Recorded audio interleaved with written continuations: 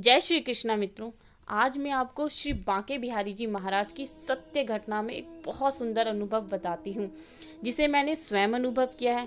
मथुरा में स्थित वृंदावन धाम केवल तीर्थ स्थल ही नहीं अपितु मेरे श्याम श्यामा की कृपा स्थली भी है, जहाँ पर वे नित्य प्रतिदिन नई नई लीलाएं करते हुए भक्तों को रिझाते हैं तो कभी स्वयं उनसे रिझ जाते हैं। मैंने वृंदावन में के बारे में बहुत सुना था कि श्री बांके जी बिहारी जी के मंदिर में स्थित विराजमान श्री बांके जी बिहारी बड़े ही संजल स्वभाव के हैं। उनका स्वरूप हर किसी को आकर्षित कर लेता है। जो एक बार उनके दर पर जाए तो वो बार बार वृंदावन जाना चाहता है। वो तो मन और आत्मा से वृंदावन वासी हो जाता है। मैं सदैव वृंदावन धाम जाना चाहती थी, परंतु कभी अवसर ही नहीं मिला। बार बार मन में विचार आता था कि अभी प्रभु की कृपा है नहीं हुई है, जब उनकी कृपा मुझ पर होगी तो वे अवश्य ही मुझे बुलाएंगे। एक दिन उनकी कृपा का आनंद मुझे भी प्राप्त हुआ और वो दिन आ ही गया जब श्याम सुंदर की असीम कृपा हुई और मैं अपने माता पिता के साथ श्री बांके बिहारी जी के दर्शन के लिए वृंदावन गई। रेलगाड़ी का सफर बिहारी जी के दर्शन करने की लालसा में यूं ही हर्ष में बीत गया, पर ट्रेन लेट होने के कारण हम समय पर मंदिर पहुंच नहीं पाए और मंदिर के पट बंद हो गए। अब तो दर्शन केवल शाम को ही हो सकते थे। 4 बजे हम मंदिर पहुंच गए। मंदिर में बहुत भीड़ थी। मन प्रभु के दर्शन के लिए अधीर हो रहा था और उस दिन शिवरात्रि का दिन था, पर समय था कि बीत ही नहीं रहा था। मंदिर में 5:30 बजे खुलना था और मंदिर के बाहर भीड़ बढ़ती ही जा रही थी। भक्तजन जोर जोर से जयघोष कर रहे थे, मानो बिहारी जी से द्वार खोलने की अर्जी लगा रहे हो। तभी प्रभु की कृपा से 5:10 पर मंदिर के पट खोल दिए गए। भारी संख्या में भीड़ मंदिर में प्रवेश करने लगी। भीड़ देखकर मेरे पिताजी ने कहा कि अभी थोड़ी देर बाहर ही एक तरफ खड़े हो जाते हैं, जब भीड़ थोड़ी कम हो जाएगी तब अंदर चलेंगे। लगभग आधे घंटे के बाद हम भीड़ थोड़ी कम हो गई और फिर हम भी मंदिर के अंदर चले गए। बिहारी जी के जयकारे को सुनकर तो मानो कानों में मिश्री घुल रही थी। मैं उचक उचक कर बिहारी जी के दर्शन करने की कोशिश कर रही थी, पर जैसे ही उनकी तरफ देखती पर्दा सामने आ जाता। उस वक्त तो मन में केवल एक ही विचार आ था, पर्दे में छिपाए रहते हैं खुद को, होता नहीं दीदार अभी। पर्दे में छिपाए रहते हैं खुद को, होता तेरा दीदार नहीं। आंखें तरस कर बरसती है मेरी, होता अब मुझसे इंतजार नहीं। कुछ देर बाद भीड़ थोड़ी कम हो गई। हम मंदिर के आगे की ओर बढ़ने लगे।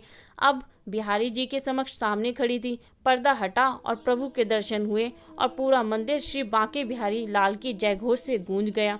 मैं सीढ़ी से नीचे उतर रही थी, पर नजरें निरंतर श्री बिहारी जी को ही देख रही थी।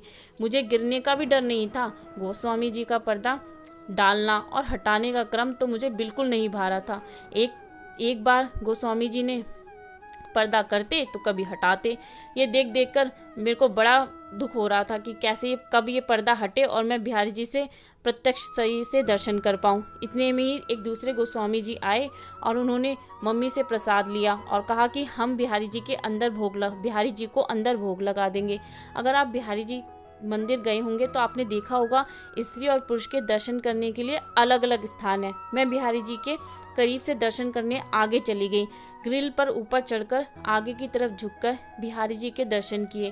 गोस्वामी जी बिहारी जी का चढ़ा हुआ प्रसाद वहाँ खड़े लोगों को बांट रहे थे। किसी को पेड़ा देते तो किसी को राधे नाम का पटका और किसी को फूल तो किसी को फूल की माला। मेरे मन में भी यह आया कि मुझे भी ठाकुर जी का पेड़ा प्रसाद या एक फूल ही मिल जाए। थोड़ी देर मैं हाथ आगे बढ़ाए खड़ी रही, पर शायद पंडित जी का ध्यान मेरी तरफ गया ही नहीं। इतने में वहाँ की महिला कर्मचारी ने मुझसे हटने और किसी और को दर्शन होने देने के लिए कहा। मैं चुपचाप निराश मन से ग्रिल से नीचे उतर आई और मंदिर के प्रांगण में आकर माँ के साथ खड़ी हो गई। इतने में ही जिन पंडित जी प्रसाद लेकर गए थे वो भी प्रसाद और माला लेकर आ गए और उन्हें चढ़ा हुआ प्रसाद और माला माँ को दे दी। अब हम गेट नंबर 3 के पास पिताजी का इंतजार करने लगे। तभी मुझे पीछे से एक आवाज़ सुनाई दी, ए छोरी कहाँ जा रही है, इधर आ। मैंने पीछे पलटकर देखा तो वो मेरे समीप आकर ही खड़े हो गए। उन्होंने यकायक मेरे माथे पर चंदन का तिलक लगाया और ठाकुर जी की बड़ी सी सुंदर गुलाब की फूलों की माला मेरे गले में पहना दी सब आसपास के लोग देख रहे थे। वो जोर जोर से बोलने लगे, ठाकुर जी की कृपा हो गई, ठाकुर जी की कृपा हो गई। मुझे तो समझ में नहीं आ रहा था कि ये सब क्या हो रहा है। बस आंखों में आंसू आ गए और ठाकुर जी का स्मरण हो आया। वो कभी भी अपने दर से किसी को निराश नहीं जाने देते।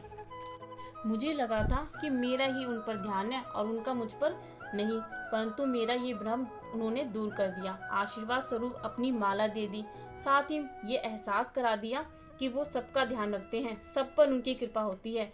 वहाँ स्थित सभी लोगों के मन में के साथ मैंने भी बोलो बाके बिहारी लाल की जय घोष किया। ऐसे ही है हमारे बिहारी जी, किसी को निराश नहीं करते।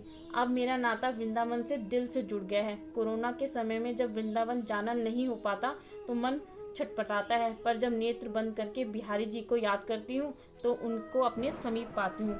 अब तो हाल ऐसा है कि तन तो यहाँ रहता है पर मन हमेशा वृंदावन वास किया करता है।